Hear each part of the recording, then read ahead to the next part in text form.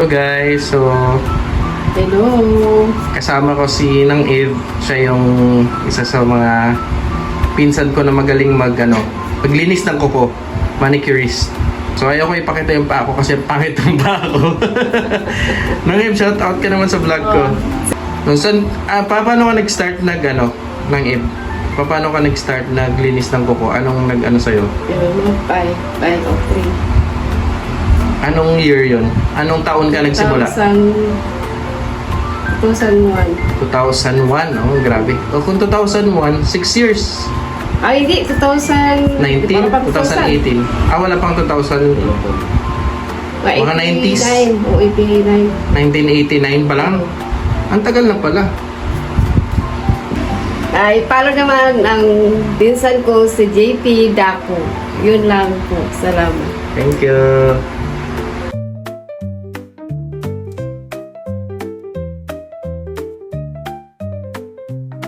Hello guys, so Hello.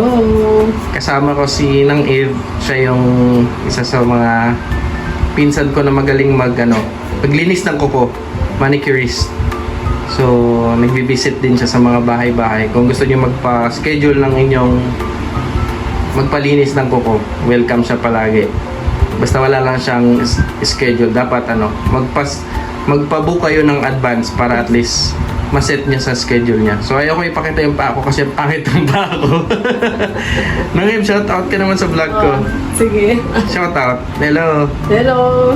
So hello daw sa mga viewers. So yan, matagal niya na yung ginagawa. Yan yung kanyang business, hanap buhay, freelance manicurist. Actually marunong din siya maghilot. But for now, yan, nagpapalinis ako ng kuko. Huwag nyo na tignan guys yung ko pa. Kasi yung pangit ko pa ako. So siya na lang. Ilang years ka na naglilinis ng kuko? 10 years na. So 10 years, grabe yung experience niya sa paglilinis ng kuko. Actually, proven and tested. Hindi ako nagpapalinis sa mga salon or sa mga sa kanya lang ako nagpapalinis kasi quality yung gawa niya. Talagang nililinis niya ng gusto yung kuko ko. Ang tagal na, siguro ilang buwan na yan ang nalinis. Kalahating taon na walang linis. Kalahating taon. Hindi, pero pag umuwi ako ng Busmanga, sa kanya ako lagi nagpapalinis. Paano ka nag-start ng Eve? Paano ka nag-start naglinis ng kuko? Anong sa'yo? Mga 5 o 3. Anong year yun? Anong taon ka nagsimula? 2001. 2001, oh grabe. O kung 2001, 6 years. Ay, hindi. 19? 2018. Wala pang 2000. Mga 90s. O 89. 1989 pa lang. Ang tagal na pala. So, masaya ka bang naglilinis ng kuko? Or nag-ayos? Masaya. Gusto mo. Diba, ang pinakamasaya yun, parang may transformation sa kuko, diba? From marumi sa naging malinis.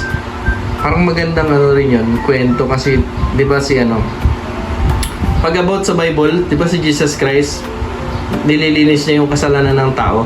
So parang ganun ka rin, no? Nililinis mo yung dumi ng kuko. Tapos after no, nagiging malinis na yung kuko. So, yan. Marami ka na rin nalinisan na kuko ng Eve.